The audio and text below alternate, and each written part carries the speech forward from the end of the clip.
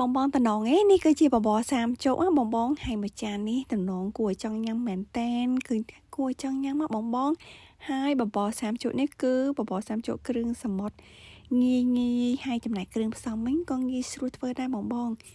សម្រាប់បងបងដែលចូលចិត្តញ៉ាំបបរតោះមួយចាននេះប្រកាសជាពេញចិត្តហើយមកដឹងគ្រឿងផ្សំទាំងអស់គ្នាត្រូវធ្វើបែបណា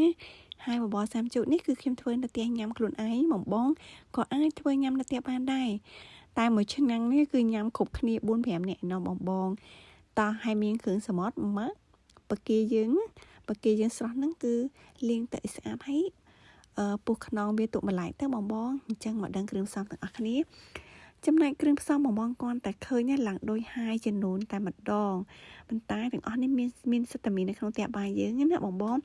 មានជ្រៃពៅផ្អែមមានខ្ញីហាន់មានលក្ខខ្ទឹមគល់លក្ខខ្ទឹម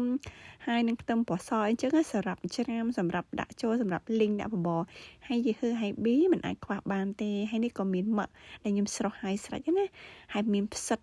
យើងផ្សិតចិនផ្សិតទូចៗហ្នឹងហើយនេះសាច់ជ្រូកចិញ្ច្រាំខ្ទឹមសហើយមានតិចកដោលទៀតបងហើយតិចកដោលខ្ទឹមសខ្ញីហាន់ជ្រៃពៅផ្អែមលក្ខខ្ទឹមជីវ៉ាន់ស៊ុយគល់ខ្ទឹមបកាគឺបកសបកឲ្យពុះខ្នងនិយាយហឺហើយប៊ីចោតបានទេហើយនឹងផ្សិតចឹងចាប់ផ្ដើមដាក់ខ្ទះឬក៏ឆ្នាំងយើងមកហើយយើងលាងអង្គឲ្យស្អាត 4-5 ទឹកឲ្យស្អាតសស្គូសទៅណាបងដើម្បីឆាអង្គយើងបងហើយក្នុងការឆាអង្គគឺយើងដាក់ខ្ទឹមពណ៌សយើងដើម្បីច្រាំឲ្យលីងហ្នឹងណាបងបន្តមកទៀតនេះគឺគ្រឿងផ្សំទាំងអស់គឺរៀបរយហើយមកយីហឺក៏បានត្រាំទឹកហាន់ហើយគ្រប់បែបយ៉ាងក៏បានចាត់ហើយប្រទេសសហ្នឹងគឺជាប្រហិតត្រីដែលខ្ញុំហាន់ស្ដាងណាខ្ញុំអត់ត្រូវការយកប្រហិតជៀនទេខ្ញុំយកប្រហិតស្រស់ដើម្បីហាន់ស្ដាងហើយខ្ទឹមលីងហើយល្មមក្រហមគឺដួសចេញខ្លះណាបន្ទាប់ទុកខ្លះនៅក្នុងឆ្នាំងដើម្បីឆាអង្គយើងឲ្យឈ្ងុយបតនតឆាអង្គបានឆ្ងាញ់ណាបងហើយក្នុងការឆាអង្គដាក់គ្រឿងផ្សំម្សៅស៊ុបទឹកត្រីបន្តិចស្ករសអំបិល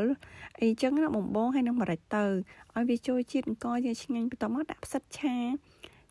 ចំពោះផ្សិតនេះគឺខ្ញុំចំហុយទុនហើយណាដាក់ឆាជាមួយមកហាន់ទូចល្មមហើយយឺហៃប៊ីក៏ហាន់ទូចឆាអូយតំណងបងគ្រឿងផ្សំគេឡើងលយហ្មងណាអង្គឃើញតិចមែនបងតែ2កំប៉ុងទូចទៅ2ខាប់ទូចទេបន្តិចទៀតគឺពេញមួយឆ្នាំង